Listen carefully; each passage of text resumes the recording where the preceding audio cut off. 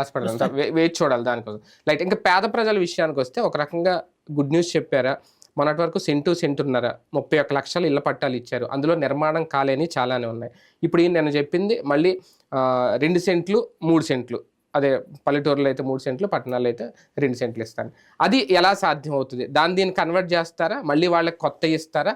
Already నిర్మాణంలో ఉన్న వాళ్ళ సంగతి ఏంటి? అవలేని వాళ్ళ సంగతి ఏంటి? ఇది తిట్టుకోవడానికి ఉపయోగపడుతుంది తప్పించి కానీ ప్రాక్టికల్గా అవదేమో అనుకుంటున్నాను. అవదా? ఎందుకంటే ఇప్పుడు తీసుకున్నటువంటి వాళ్ళు ఉంటారు కదా, జగన్ ఇచ్చిన టైంలో 30 లక్షల మంది తీసుకున్నారు. ఇంకెవడు మిగిలాడు అక్కడ? ఎందుకంటే పార్టీలని ఎవడిని ఆపలా, కులాలని ఎవడ ఆపలా. ఏదో ఈ కులం వాళ్ళకైతే ఇస్తామని, ఈ కులం వాళ్ళకి అప్పుడు ఓసీలకి సాధారణంగా ఇవ్వరు, అది కూడా ఇచ్చారు కదా. ఎవరికి ఈ కులం రేషన్ కార్డు ప్రామాణికం కింద కులాలతో సంబంధం లేకుండా ఎవరికున్న వాళ్ళకి అర్హులు కాబట్టి అక్కడ ఆటోమేటిక్ గా అందరికి వచ్చేసినాయి.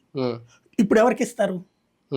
కానీ ఈ మాట 4 లక్షలు అనేటప్పటికి జగన్ గారు 2,80,000 1,80,000 అదే ఇప్పుడు కనుక లబ్ధిదారు అయి ఉంటే గనక మనం 4 లక్షలు వచ్చేది అని తిట్టుకోవడానికి పనికి వస్తుంది. కానీ వాస్తవంగా ఇందులో నాకు చిన్న గేమ్ కనబడుతుంది. ఏంటంటే ఇప్పుడు ఇది వాళ్ళ కాళ్ళు కట్టుకోవాలి, గవర్నమెంట్ లేకపోతే కట్టించేయాలి. గవర్నమెంట్ కట్టిచ్చిస్తానని రాసి ఇచ్చినాయే బోల్డ్, అది అండర్ కన్స్ట్రక్షన్ లో ఉన్నాయి, కూల్చేశారు కూడా కొన్ని ఇళ్ళు. కాబట్టి వాటి విషయంలో తిట్టుకుంటారు రేపు పొద్దున్న. ఎందుకంటే జగన్ టైంలో 9 లక్షల ఇళ్ళు పూర్తయింది, ఆల్రెడీ గృహప్రవేశాలు కూడా అయిపోయాయి, ఇళ్లలో ఉంటున్నారు వాళ్ళు. మిగతా ఇళ్లకి సంబంధించి వాళ్ళు ఏంటి, కొంతమంది గవర్నమెంట్ కట్టియాలి